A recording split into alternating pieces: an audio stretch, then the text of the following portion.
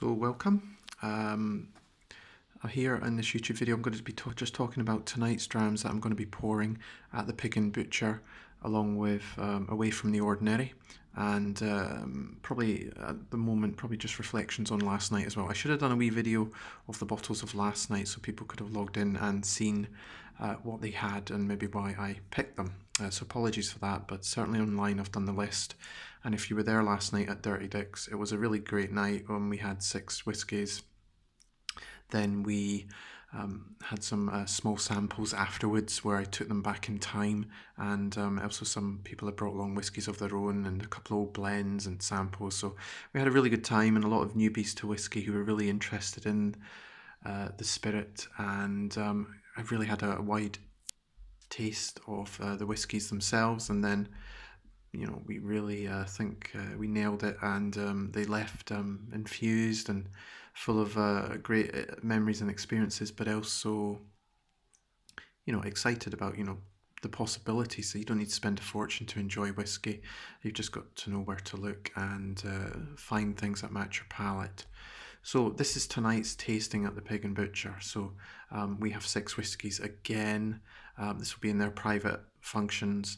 The theme for this one I was given was casks. Now I could be like some industry types if I wanted to be, and just picked out 6 unimaginative whiskies to showcase casks. But as you know, with me, we do things differently. A lot of thought's been put into these because they showcase different things about casks. Different casks, yes, but it's more the influence of the cask that's the really good situation. So the first thing we kick off with is a Tamnaville in Glenlivet. This one you can only get from the Caden House Warehouse tour. I had this at the beginning of a tasting, and it's a really good palate cleanser.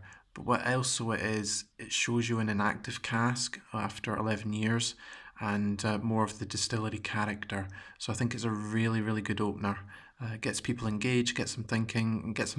Somebody asked me last night about how many times they can fill a cask.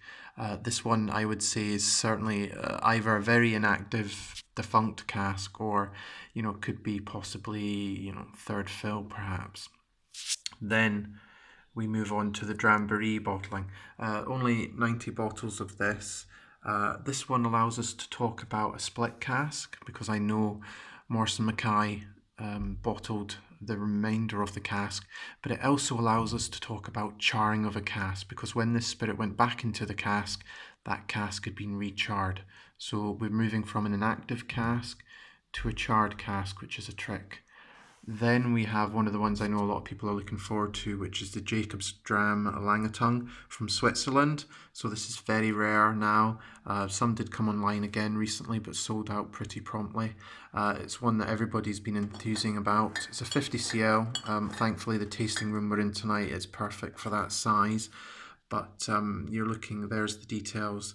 49%, fully matured in a red wine cask, so we can talk about, I think is it Pinot Noir? Yes, we can talk about the influence of that cask on the spirit. We can also talk about the exciting things Swiss whiskey are doing, and Jacob was one of the founders, of course. That's the last bottle of that I have, so people are very lucky. Certainly that's the only bottle now I have of this, and that is a one-off as well. Then we move on to McNamara, a Swedish whiskey.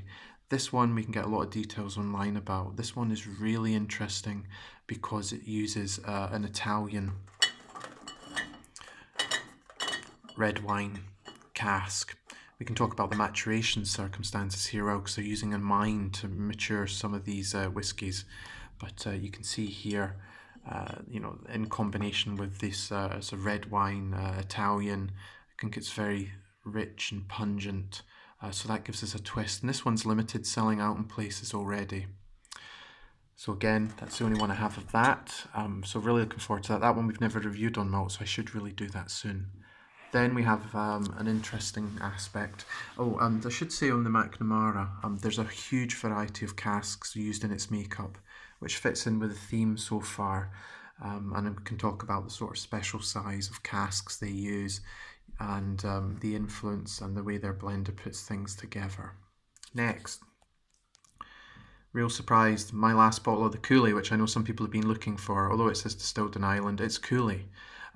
This one I picked because it caught me by surprise. I wasn't expecting much, but originally a bourbon cask for probably about 13 years. The last 2 months, it's been finished in a sherry cask. So that allows us to talk about the influence of sherry casks, allows us to talk about finishing, but it also allows us to talk about the size of the cask because this was finished in a sherry hogshead, and in a matter of 2 months in that hogshead, it's totally transformed that whiskey.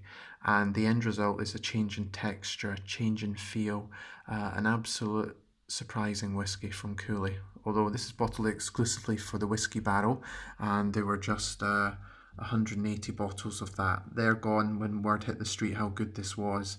I bought a couple. We enjoyed one on malt, certainly. And this is the last one, which I'll be sharing tonight with people.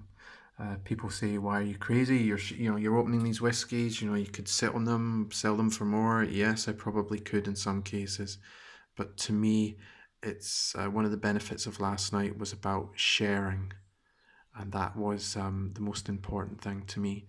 And yes, this one I think a lot of people are going to be quite interested in. Last but not least, where are we taking the cask theme? Well, we're going to take it to this Claxons. This is sold out as well. It's a single cask edition of 299. This is from Ardmore, so this is an 8-year-old. What this shows us is Ardmore's a peated whiskey, but it's been finished, or actually no, it's been fully matured, as it says, in focus, in an Islay barrel. So Islay, of course, off the coast of Skye, is home of peat. So you've got two types of peat there. You've got the peat of Ardmore, which is more heavy, drier Aberdeenshire peat, and then you have the Islay peat, which will be more coastal and full maturation. And we know as well, this is a Laphroaig cask. So we've got Laphroaig and Ardmore coming together, and hopefully that will give us a really interesting tasting. So there's your 6. I'm sure we will be doing some other events in the year depending on my schedule and when I can get to London, but everybody enjoyed it last night. I'm looking forward to again doing this and sitting down with meeting new people, talking us through these whiskies, and just gauging people's reactions, see what they think, having their eyes opened. And we're going to go on a wee journey around, I would say the world, but we're just in Europe, aren't we? But